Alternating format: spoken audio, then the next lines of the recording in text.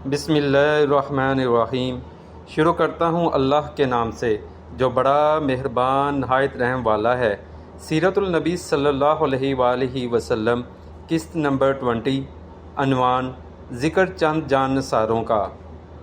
ماں نے دونوں بھائیوں کو بہت تکلیف پہنچائی، آخر عامر رضی اللہ عنہ تنگ آ کر حبشہ کو ہجرت کر گئے۔ عامر رضی اللہ تعالیٰ عنہ کی حبشہ ہجرت کر جانے سے پہلے ایک روز حضرت سعد بن ابی وقاص رضی اللہ تعالیٰ عنہ گھر آئے تو دیکھا ماں اور عامر رضی اللہ تعالیٰ عنہ کے چاروں طرف بہت سے لوگ جمع ہیں۔ میں نے پوچھا لوگ کیوں جمع ہیں؟ لوگوں نے بتایا یہ دیکھو تمہاری ماں نے تمہارے بھائی کو پکڑ رکھا ہے اور اللہ سے عہد کر رہی ہے کہ جب تک عامر بے دینی نہیں چھوڑے گا اس وقت تک یہ نہ تو کھجور کے سائے میں بیٹھے گی اور نہ کھانا کھائے گی اور نہ پانی پیے گی۔ حضرت سعد بن ابی وقاص رضی اللہ تعالیٰ عنہ نے یہ سن کر کہا اللہ کی قسم ماں تم اس وقت تک کھجور کے سائے میں نہ بیٹھو اور اس وقت تک کچھ نہ کھاؤ پیو جب تک کہ تم جہنم کا ایندھن نہ بن جاؤ۔ عرضینوں نے ماں کی کوئی پرواہ نہ کی اور دین پر ڈٹے رہے۔ اسی طرح حضرت ابو بکر صدیق رضی اللہ تعالیٰ عنہ کی کوششوں سے حضرت طلحہ رضی اللہ تعالیٰ عنہ بھی اسلام لے آئے۔ حضرت ابو بکر صدیق رضی اللہ تعالیٰ عنہ انہیں حضور نبی کریم صلی اللہ علیہ وآلہ وسلم کی خدمت میں لائے اور یہ آپ صلی اللہ علیہ وآلہ وسلم کے ہاتھ پر مسلمان ہوئے۔ اس کے بعد حضرت ابو بکر صدیق رضی اللہ تعالیٰ عنہ اور حضرت طلحہ رضی اللہ تعالیٰ عنہ نے اپنے اسلام لانے کا کھل کر اعلان کر دیا۔ ان کا اعلان سن کر نوفل بن عدویہ نے انہیں پکڑ لیا۔ اس شخص کو قریش کا شیر کہا جاتا تھا۔ اس نے دونوں کو ایک ہی رسی سے باندھ دیا۔ اس کی اس حرکت پر ان کے قبیلے بنو تمیم نے بھی انہیں نہ بچایا۔ اب چونکہ نوفل نے دونوں کو ایک ہی رسی سے باندھا تھا اور دونوں کے جسم آپس میں بالکل ملے ہوئے تھے اس لیے انہیں قرینین کہا جانے لگا، یعنی ملے ہوئے۔ نوفل بن عدویہ کے ظلم کی وجہ سے نبی کریم صلی اللہ علیہ وآلہ وسلم فرمایا کرتے تھے اے اللہ ابن عدویہ کے شر سے ہمیں بچا۔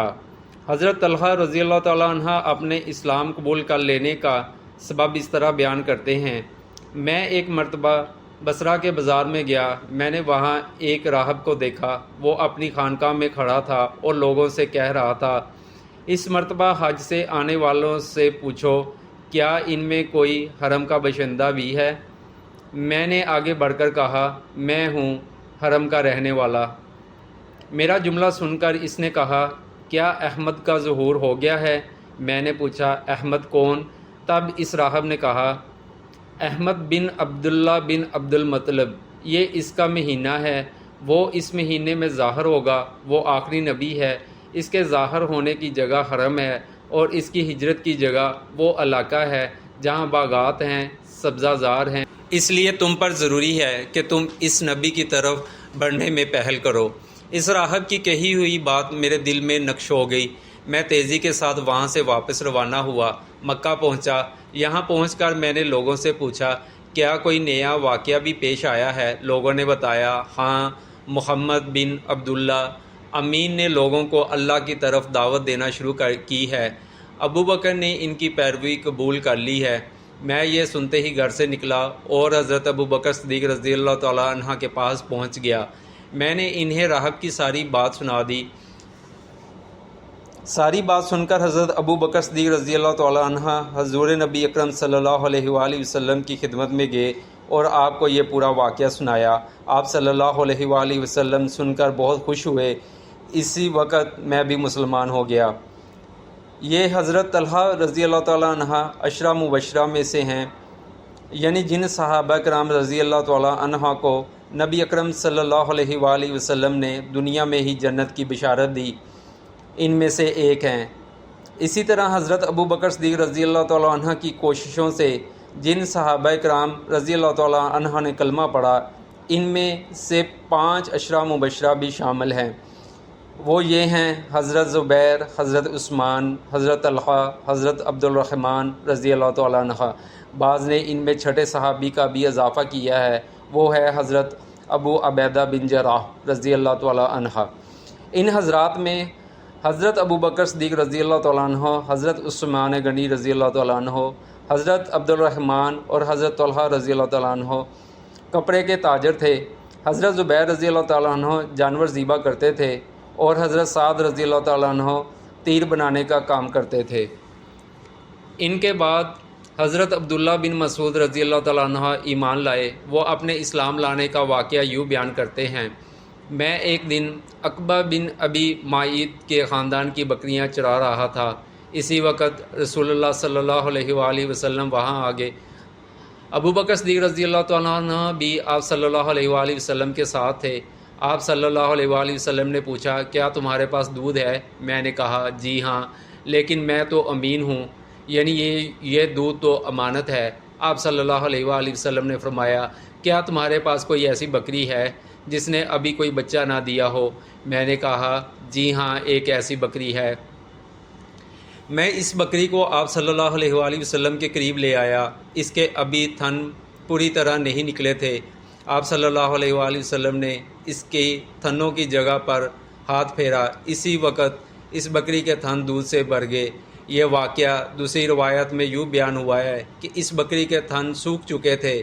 آپ صلی اللہ علیہ وآلہ وسلم نے ان پر ہاتھ پھیرا تو وہ دودھ سے بھر گئے۔ حضرت عبداللہ بن مسعود رضی اللہ تعالیٰ عنہ یہ دیکھ کر حیران رہ گئے۔ وہ آپ صلی اللہ علیہ وآلہ وسلم کو ایک صاف پتھر تک لے آئے۔ وہاں بیٹھ کر آپ صلی اللہ علیہ وآلہ وسلم نے بکری کا دودھ دویا۔ آپ صلی اللہ علیہ وآلہ وسلم وہ دودھ ابو بکر صدیق رضی اللہ تعالیٰ عنہ کو پلایا، پھر مجھے پلایا اور آخر میں آپ صلی اللہ علیہ وآلہ وسلم نے خود پیا۔ پھر آپ صلی اللہ علیہ وآلہ وسلم نے بکری کا تھن سے فرمایا، سمٹ جا۔ چنانچہ تھن فوراً ہی پھر ویسے ہو گئے جیسے پہلے تھے۔ حضرت عبداللہ بن مسعود رضی اللہ تعالیٰ عنہ فرماتے ہیں، جب میں نے رسول اللہ صلی اللہ علیہ وآلہ وسلم کا یہ معجزہ دیکھا تو آپ صلی اللہ علیہ وآلہ وسلم سے عرض کیا، اے اللہ کے رسول، مجھے اس کی حقیقت بتائیے۔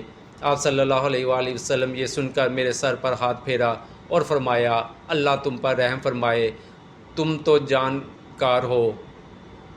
یہ عبداللہ بن مسعود باپ کی بجائے ماں کی طرف سے زیادہ مشہور تھے۔ ان کی ماں کا نام عبد تھا۔ ان کا قد بہت چھوٹا تھا، نہایت دبلے پتلے تھے۔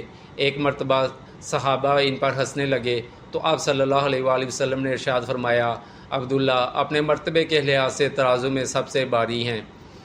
انہی کے بارے میں نبی اکرم صلی اللہ علیہ وآلہ وسلم نے ارشاد فرمایا تھا، اپنی امت کے لیے میں بھی اسی چیز پر راضی ہو گیا جس پر عبداللہ بن مسعود رضی اللہ تعالیٰ عنہ راضی ہو گئے، اور جس چیز کو عبداللہ بن مسعود رضی اللہ تعالیٰ عنہ نے امت کے لیے ناگوار سمجھا، میں نے بھی اس کو ناگوار سمجھا۔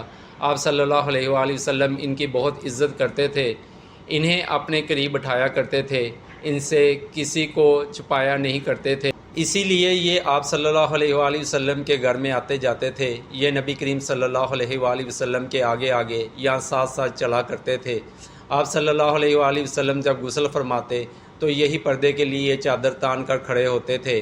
آپ صلی اللہ علیہ وآلہ وسلم جب سو جاتے تو یہی آپ صلی اللہ علیہ وآلہ وسلم کو وقت پر جگایا کرتے تھے۔ اسی طرح جب آپ صلی اللہ علیہ وآلہ وسلم کے ہی جانے کے لیے کھڑے ہوتے تھے تو حضرت عبداللہ بن مسعود رضی اللہ تعالیٰ عنہ آپ صلی اللہ علیہ وآلہ وسلم کو جوتے پہناتے تھے۔ پھر جب آپ صلی اللہ علیہ وآلہ وسلم کے ہی پہنچ کر بیٹھ جاتے تو یہ آپ صلی اللہ علیہ وآلہ وسلم کے جوتے اٹھا کر اپنے ہاتھوں میں لے لیا کرتے تھے۔ ان کی انہی باتوں کی وجہ سے بعض صحابہ کرام رضی اللہ تعالیٰ عنہ میں مشہور تھا کہ یہ رسول اللہ صلی اللہ علیہ وآلہ وسلم کے گھرانے والوں میں سے ہیں۔ انہیں آپ صلی اللہ علیہ وآلہ وسلم نے جنت کی بشارت دی تھی۔ حضرت عبداللہ بن مسعود رضی اللہ تعالیٰ عنہ فرمایا کرتے تھے، دنیا تمام کی تمام غموں کی پونجی ہے، اس میں اگر کوئی خوشی ہے تو وہ صرف وقتی فائدے کے طور پر ہے۔